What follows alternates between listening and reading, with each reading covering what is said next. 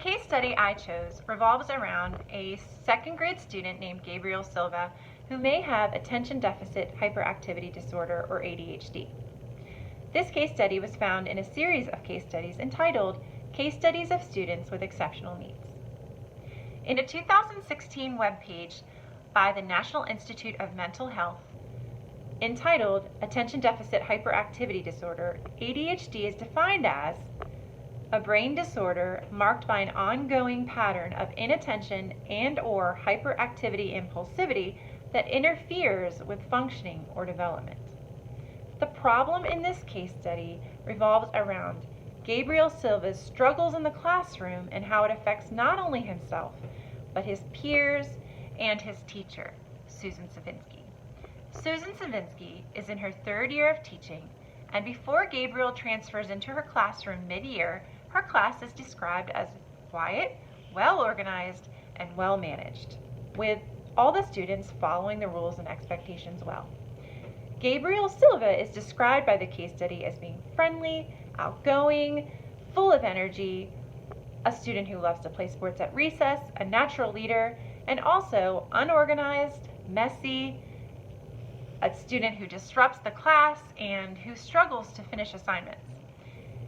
The case study describes Gabriel Silva as being a natural force to be reckoned with. Susan Savinsky attempts to maintain her orderly, quiet classroom with Gabriel in it, but he is very disruptive to her class as a whole. He doesn't finish his assignments, and often she'll find dozens of unfinished assignments in his desk after school. After a particularly difficult day, she pulls him aside and asks him why he doesn't follow the rules and expectations.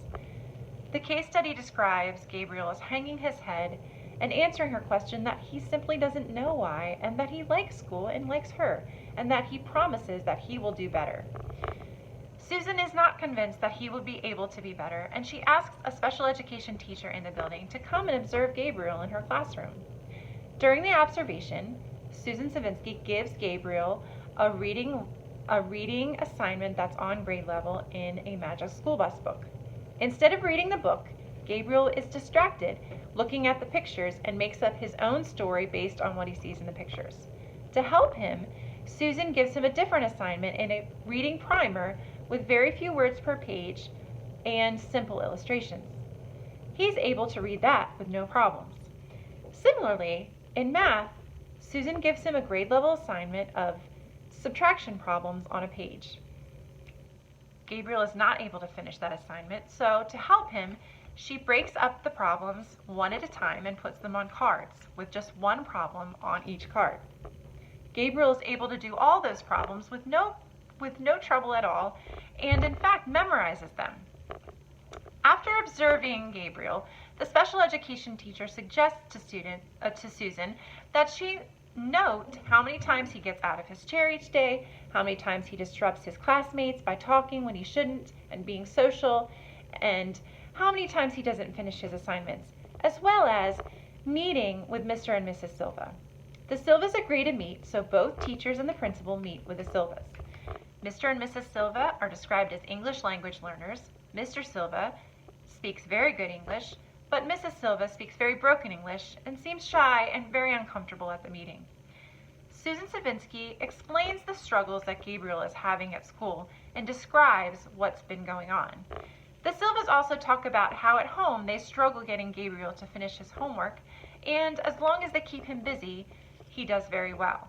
And also how much he loves to play sports at home with his father. The proposed solution to the problem is given by the special education teacher. She suggests that based on what she's observed in Gabriel, that the Silvas have Gabriel tested for ADHD.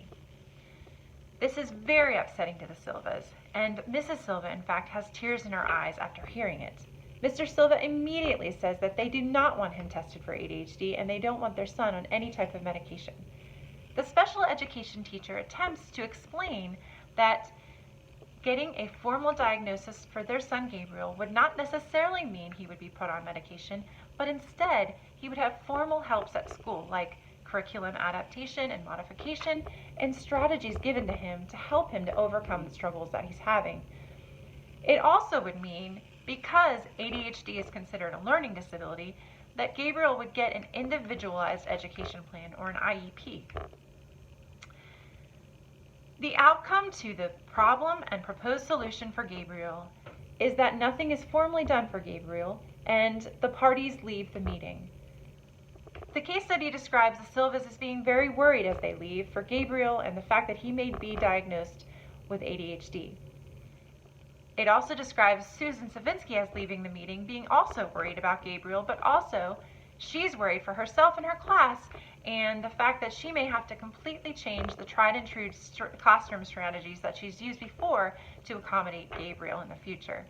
I think this case study did a very good job of explaining the difficulties that teachers face in getting supports for their students, and the difficulties that parents may have accepting that their child may need additional help.